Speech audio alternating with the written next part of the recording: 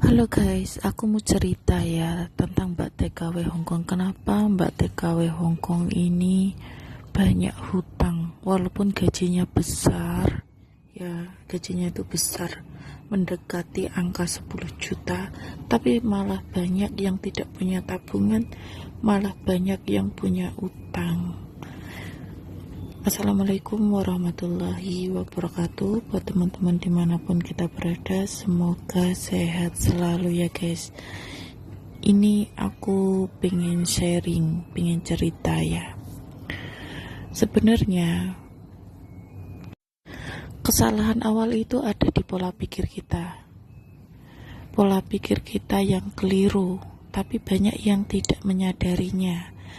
Kalau ditanya kerja bertahun-tahun kok nggak ada nggak nyantel apa-apa, terus jawabannya itu gini, setiap orang itu punya kebutuhan yang beda-beda ya. Kalau saya nggak nyantel apa-apa, ada yang namanya kerja itu buat bayar utang, ada yang kerja itu buat keluarganya, buat nyekolahin adik-adiknya, bantu orang tuanya. Nah itu nggak salah ya guys ya. Tapi gaji mendekati angka 10 juta itu, ya walaupun nyekolahin, maksudnya bantu orang tua lah, semua orang tua. Itu kalau kita bener-bener yang di Indonesia dan di Hong Kong ini bisa mengutamakan apa yang dibutuhkan, bisa menahan diri untuk tidak beli sesuatu terus makan mentang-mentang banyak duit terus jajan apa aja, nggak bisa ngekontrol makan yang enak-enak. Memang kita ini butuh makan yang enak-enak ya guys ya, tapi salahnya itu di sini.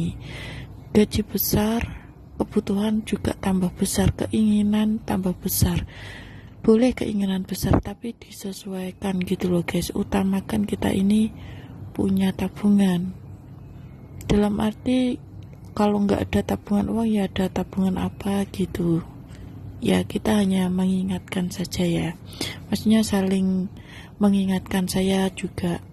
Nah ini banyak teman-temanku ini ya, kerja sampai puluhan tahun, tabungan aja nggak punya, tapi punya barang guys, punya barang kayak rumah, terus tanah itu ada. Enggak habis gitu aja semua itu, enggak, cuma butuh waktu yang sangat lama banget. Ada ya temanku itu kerja di Arab Saudi, di Taiwan, di Hong Kong 20 tahun hanya nyantel rumah saja. Nah ini bener, cuma keliru guys, bener tapi keliru.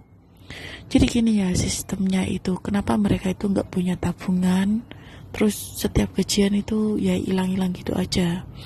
Itu dibagi satu, mereka kebanyakan teman-temanku ini ya, kalau mau beli tanah di Indonesia itu mereka tidak menyicil, maksudnya nggak nunggu dapat gajian uangnya yang cukup disimpan dulu sampai nunggu sampai cukup baru buat beli, enggak. Tapi mereka itu begini guys, mereka lebih nyaman utang bank nanti dicicil.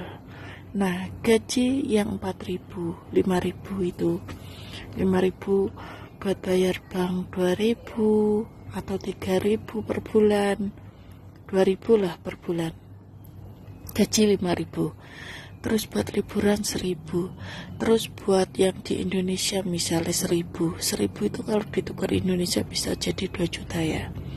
Nah yang 1 juta ini sama sekali nggak ada simpanan. Bank itu ya guys, bank itu ada bunganya, belum lagi yang rentenir itu bunganya lebih tinggi dari bank seperti ini. Belum lagi resikonya kalau hutang di Hong Kong gitu ya, kalau ketahuan majikan, kita di Intermini dipecat.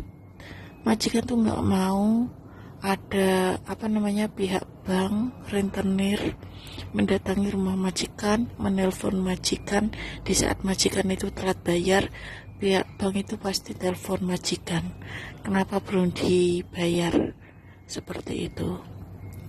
Jadi majikan tuh nggak suka banget kita itu pinjam bank pakai datanya majikan. Paspor kita itu bukan paspor ya, kontrak kerja itu pakai alamat majikan. KTP kita juga alamat majikan. Hanya paspor itu alamat kita yang ada di Indonesia. Maka dari itu risikonya kalau ketahuan utang bank itu diintermini, dikeluarkan dari tempat kerja majikan tuh nggak suka kayak gitu guys.